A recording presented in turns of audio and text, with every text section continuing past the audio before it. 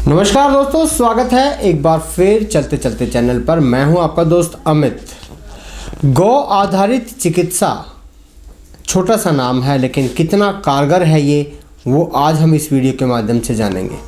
जो गंभीर बीमारियां होती हैं जिसमें हमें डॉक्टर सलाह देते हैं कि आपको जीवन भर दवाइयों का सेवन करना पड़ेगा, आपको तमाम उम्र दवाइयों का रिश्ता आपका रहेगा, ऐसी बीमारी हार्ट की बीमारी मानी जाती है। जिसमें जब हार्ट अच्छी तरह काम नहीं करता है, शरीर में पूरे शरीर में खून का संचार प्रॉपर नहीं हो पाता है और अवरुद्ध पैदा हो जाता है, तब स्टंट्स डाले जाते हैं। और स्टंट्स भी एक परमानेंट इलाज नहीं होता है। एक बार स्टंट डाले जाते हैं, फिर दोबारा प्रॉब्लम होती है, तब दूसरी बार स्टंट डाले जाते हैं और कई बार तो तीन बार भी स्टंट डाल दिए जाते हैं और जिनका कोई परमानेंट इलाज नहीं होता है। तो आज हम जो गव्यसिद्ध हैं, सुशील भाई हैं, इनसे हम ये जानेंगे कि जो गंभीर चिकित्साएं हैं जिनमें एलोपैथी ये कहती है कि आपको हमेशा इन गोली दवाइयों के साथ ही रिश्ता नाता आपका बना रहेगा, तो उस कंडीशन में, वैसी गंभीर परिस्थितियों में भी हम किस प्रकार से गौ आधारित चिकित्सा को अपनाकर दवाइयों से मुक्त हो सकते हैं और जो सामान्यतः औषधियाँ घर में ही पाई जाती हैं, रसोई में पाई जाती हैं, उनसे हम अपने आप को कैसे स्वस्थ रख सकते हैं, सुशील भाई से इस बारे में जानेंगे। जी सुशील भाई, जानना चाहेंगे आपसे कि जो गौ आधारित चिकित्सा है वो इस केस में कितना फायदेमंद हुई है। देखो अमित भाई, मैंने पहले भी आपको कहा है, पंचगव्य चिकित्सा से ऐसी बीमारियों का तो बहुत आसानी से इलाज है, बहुत आसानी से इलाज है। हमने शुरू में जब चिकित्सा की तो ऐसी बीमारियों के इलाज तो मैंने चिकित्सा सीखने के दौरान भी हो गया था। तो मुझे जो 3-4 सालों का अनुभव रहा है ना, मुझे ऐसा लगता है कि दवाइयाँ सिर्फ गोरख धंधा है। दवाई से कोई पेशेंट ठीक नहीं होता, ये तो सारे धंधे हैं।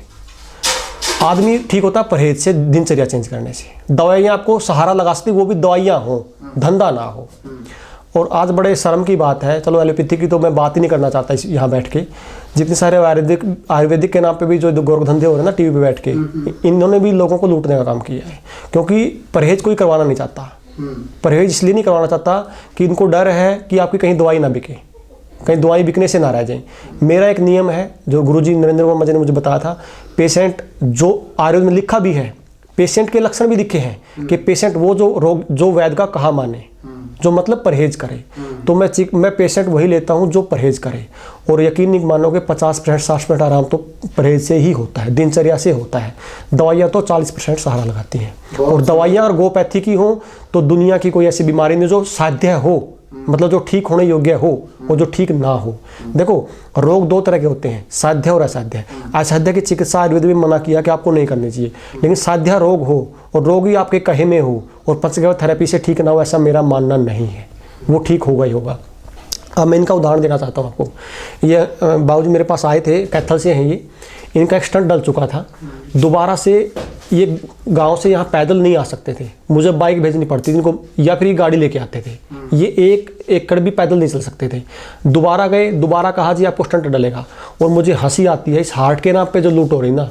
चलो मैं मान लूँ कोई और बीमारी तो मैं मान सकता हूँ, लेकिन हार्ट के नाम पे जो लूट है ना, इससे बड़ी शायद ही कोई लूट हो। हार्ट कोई बीमारी ही नहीं है। हार्ट की चिकित्सा सबसे आसान चिकित्सा मैं मानता हूँ। यहाँ पे कोई पेशेंट आता है ना, कोई हार्ट का पेशेंट आ जाए तो अंदर से होता चलो कोई समस्या नहीं है, हार्ट का पेशेंट है, सबसे आसान हार्ट की चिकित्सा है। और पंचगव्य थेरेपी में तो सबसे आसान हार्ट की चिकित्सा है। कुछ बीमारियां तो ऐसी हैं जो आंख बंद करके कोई भी ठीक कर देगा। देखो, मैं पहले भी मैंने कहा है, मैं अब भी दोबारा कह रहा हूँ, मैं बहुत बड़ा कोई वैद्य नहीं हूँ। हमारी वैद्य गाय है, हम तो उसके केमिस्ट हैं, हम तो कुछ प्रोसेस करके दवाइयाँ देते हैं। और वो वैद्य गाय है, गाय से ये रोग असाध्य नहीं है। इनको जो चिकित्सा आरंभ की तो मैं तो चलो बाद में बताऊंगा, पहले आप इनसे ही पूछ सकते हो किस हालत में यहाँ पे आए थे। और आज 2 किलोमीटर पैदल चल के आते हैं, 10 किलोमीटर भी पैदल चल सकते हैं, तो आप इनसे भी पूछ लीजिए। जी बिल्कुल। अंकल जी नमस्कार। नमस्कार। क्या नाम है अंकल आपका? फूलचंद है जी। फूलचंद जी।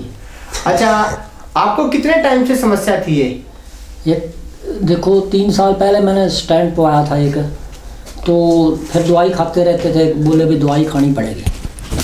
तो दवाई खाते खाते भी वो मतलब वही प्रॉब्लम मेरे को नज़र आती थी भी, जो पहले दर्द होता था और पसीना आता था वही है, बस यही मैं मतलब बचन का कोई खाना नहीं।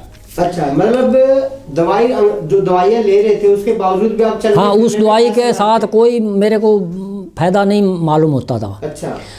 तो हमारा दोता है दूसरे भाई का, तो मेरा भी दोता है, उसके नाक में हड्डी बध गई थी। अच्छा। तो डॉक्टर बोला भी इसका ऑपरेशन करना पड़ेगा। ठीक है। तो उसका एक दोस्त यहाँ अपने सीखने आता था, तो उसका उसके लिए दोस्ती थी। अच्छा। वो बोला भी मेरी माँ वहाँ से ठीक हुई है तो तू भी वहाँ चल। ठीक है। तो उसके कहने से आया, तो 1 महीने के अंदर वो हड्डी हुड्डी मतलब जो कुछ भी था बिल्कुल नॉर्मल, इस टाइम नॉर्मल है। कम से कम 6 महीने 7 हो गए। फिर हम 3 जने उसको पूछ के हम तैयार हुए भी चलो एक बार चलें। ठीक है। 3 जने ऐसे मरीज थे भाई। एक मरीज तो इस तरह था, ये जो नसें हैं इतनी ब्लॉकिंग थी कि जब नहाता था तो डब्बा भी हाथ से गिर जाता था। अच्छा। तो दवाई ले गया, मतलब 1 सीसी, और कब्ज भी रहती थी। तो ये बोले भी आज कब्ज वाली दवाई मौके पे नहीं है, वहाँ से आप त्रिफला वो कूट के ले लेना। तो उसने मतलब पहले दिन ही लिया तो इतने उसको टटियाँ लग गई कि दोबारा डॉक्टर पे दवाई लेनी पड़ी। और वो बोर्ड के नहीं आया, वो टनाटन है बिल्कुल। वो आज टनाटन है बिल्कुल एक हफ्ते के अंदर। वो इसलिए है क्योंकि कब्ज में नाभि का सबसे बड़ा रोल होता है। जब तक आपका नाभि या मणिपुर चक्र जिसको बोलते हैं, जब तक वो ठीक नहीं होगा, दुनिया भर की आपका कोई दुनिया भर के डॉक्टर के पास ले जाना, आपकी कब्ज कोई दुनिया भर का वैद्य ठीक नहीं कर सकता। हम सबसे पहले नाभि पे काम करते हैं, मणिपुर चक्र पे काम करते हैं। हम मणिपुर चक्र को साधने का काम करते हैं। जिस भी व्यक्ति का मणिपुर चक्र सदा होगा उसको जीवन में कभी कब्ज नहीं हो सकती। हमने मणिपुर चक्र ठीक कर दिया, दिनचर्या उसकी फॉलो करवा दी, पेशेंट ठीक हो गया। नहीं तो कब्ज की सारी उम्र दवाई खाते रहो। कब्ज बीमारी है नाभि की खिसकने की, कब्ज बीमारी गलत दिनचर्या की। दवाई क्या काम करेगी उसमें? दवाई के विषय ही नहीं है। लेकिन आप जो मूल है उस पर काम नहीं करना चाहता, क्योंकि सबको धंधे करने, दवाइयाँ कैसे नहीं। आपका क्या था? मेरे यो एक तो हार्ट की प्रॉब्लम, दूसरा कोई 5-6 साल से कब्ज बहुत ज़्यादा रहती थी, और फिर हर्नियाँ होगी। तो उसका इलाज भी डॉक्टर कहते थे भी ऑपरेशन ही है और कोई इलाज नहीं है। यहाँ आए, पूछा ताछा, सारा जानकारी ले, ये बोले भी कब्ज तो हो जाएगी ठीक है। महा जी ये इन्होंने नाड़ी देखी, बोले और तो महा जी कुछ नहीं है, एक हिरनियाँ हैं, उसका डॉक्टर कहते हैं कि ऑपरेशन ही है इलाज और कोई नहीं है। और किसी डॉक्टर से पूछो तो वो हिरनियाँ के बारे में यही बताएगा भाई ऑपरेशन है। तो ये बोले भी उसका भी हल हो जाएगा। और महा जी ठीक हूँ, बोले ना नस सही तो नहीं चल रही। फिर मैंने कहा भाई मैंने हार्ट का जो वो स्टैंड था वो डलवाया है, पर मतलब इसने पहले हर्निया के बारे में मुझे बताया। हाँ। इसने ये नहीं बताया कि मैंने स्टंट डलवाया हुआ है। अच्छा। हाँ, बाद में फिर ये बोला भी नस नहीं चल रही सही। अच्छा। अच्छा। तो मैंने कहा कुछ छुपा रहे हो आप लोग। तो इसने बताया कि मैंने छल्ला डलवाया हुआ है। असल में क्या है, जितने भी हार्ट के पेशेंट है ना, ये देसी से डरे हुए हैं। डॉक्टर ने इतना डराया हुआ है कि देसी से चिकित्सा मत करवाना, इतना भयंकर डर बिठाया हुआ है। तो इन्होंने मुझे फिर बाद में बताया। अच्छा। तो इस टाइम में ये गांव से यहाँ तक चल नहीं सकूँगा। उसे कितने साल पहले की बात है ये 3-4 साल हो गए। 3-4 साल पहले की बात है। हाँ। आप गांव से लेकर यहाँ तक, जो कि लगभग 1.5 किलोमीटर है। हाँ। तो अब मेरे पास तो 6-7 महीने पहले आए, उस समय 5 महीने हो गए जी। अच्छा, 5 महीने हो गए आपको यहाँ पे आए। हाँ, उससे पहले मतलब गांव से यहाँ तक या तो मोटरसाइकिल लेके आते थे दूसरे के साथ में, या गाड़ी में। ठीक है। तो इस तरह फिर जे बस में आना शुरू करा तो फिर इनको बोल देते थे भी मेरे को ले भी जा, पहुँचा भी दो, चलो यहाँ आते रहते हैं आदमी, उनमें चले जाते थे। ठीक है। तो इस टाइम में ये बोले भी हिरनियाँ जो है मतलब कम से कम 3 महीने में तो नॉर्मल होने लगेंगी। अब देखो जी, ये इलाज हर एक नहीं कर सकता, ये भी मैं कहूँगा, क्यों टाइम बहुत लगता है। इतना टाइम कोई लाना नहीं चाहता। आज तो बस ठीक है, अपना टीका लगाओ, जो कुछ करना करवाओ, अपना जाओ, तुरंत आराम चाहिए। हाँ, तुरंत। तो इसमें मैंने ऐन विश्वास रखा कि ये जो बता रहे हैं बिल्कुल सच्चाई है, ये ज़रूर राज़ी करेगा। मैं मेरे को राज़ी कर दी, चाहे दवाई तू तो 5 महीने कहता है, अगर साल का खानी है, 2 साल खानी, मैं लगातार खाऊंगा। हाँ। ये बोला भाई परहेज करने पड़ेंगे, अगर परहेज सही करेगा तो मेरी दवाई काम करेगी, नहीं बिल्कुल नहीं करेगी। फिर कल को मेरे को ऐसे ना बोलना भी तेरी दवाई ने काम नहीं करा जी। तो वो हार्ट वाली आज मैं अगर सारा दिन भी चलना चाहूँ तो मैं चल सकता हूँ। दूसरा हिरनियाँ हैं, वो जिस तरह 3 महीने कहे थे वो नॉर्मल, इस टाइम में 70 पैसे सही हैं वो। और पेट की वो मतलब स्वस्थ हूँ बिल्कुल, कोई मतलब दिक्कत नहीं है। तो फिर मैं आगे ये बोला अभी जहाँ भी तू कहीं रुके 4 आदमी खड़े हों तो ये जो परहेज हैं ये सबको बताता रहता। वहाँ जी मेरी कौन मानेगा, चाह तो किसी पे तो छूटती ही नहीं और मेरे से भी नहीं छूटती थी। ये तो जब बीमारी घेरती है और मैं ऐसे सोचता था भी वाकया में ये बुढ़ापा आया, ऐसे कोड्डा सा होके चलना। 15वें दिन जब दवाई खानी चल रही 15वें दिन मैं ऐसे लगने लगा भी 50-60 पैसे में बिल्कुल ठीक हो गया। अभी आप 5 दिन में कितना घी खा गए हो गाय का? अरे घी मेरे बाप दादे ने पता नहीं क्या मालिक ने बना, इतनी गरीबी आज तक भी रही है ना। ये मजबूरी में हमको इलाज कराना पड़ता, नहीं तो करवा नहीं सकता मैं। तो घी इसने बोला भी माँ जी कम से कम कितना खाऊं, क्यों मैंने कभी ज़िंदगी में घी नहीं खाया था क्योंकि कमज़ोरी गरीबी थी बहुत ज़्यादा। ये बोला भी कम से कम आधा किलो तो ज़रूर खाना पड़ेगा। माँ जी ठीक है आधा किलो मैं खा लूँगा, क्यों थोड़ा थोड़ा करके 30 दिन में आधा किलो का क्या है। मैं जी 2 किलो खा गया पहली बार ही, पहले महीने। फिर जी मंगवाया देसी गाय का घी फाजिल की, तो वहाँ मुसलमानों की गाय काफ़ी है, वहाँ से मैं मंगाया। तो 5 किलो आया। 5 में तो जो से दूसरे मेरे साथ मरीज आते थे वो 2-2 किलो वो ले गए। तो जी मतलब उनको भी मैंने दिया। तो इस टाइम में मैं कोई 7-8 किलो घी खा चुका हूँ 5 महीने के अंदर, और 5 किलो और मेरे पास तसल्ली बख्श घी आया पड़ा है। रिश्तेदार है, भांजी है, भतीजा है, उन्होंने एक ने 3 किलो भेजा, एक ने 2 किलो भेजा। बोला अगर ज़रूरत हो तो आगे और भी दे देंगे। घी खाना देसी गाय का ही? हाँ देसी गाय का, उनकी देसी गाय। अच्छा जो भांजी थी उसको 18 साल हो गए थे कि सिर में दर्द नहीं हटता था। अच्छा। इस डॉक्टर साहब ने बोला भी नाक में ना देसी गाय का घी 2-2 बूंद 3-3 डालना। अच्छा। मैंने यहाँ फ़ोन पे उसको बताया भी तू ये काम कर, 4 ये परहेज कर। आज आप इस टाइम फ़ोन पे पूछ के देख लो कि वो 17 साल वाली बीमारी सिर्फ हफ्ते के अंदर वो बिल्कुल टनाटन हो गया सिर।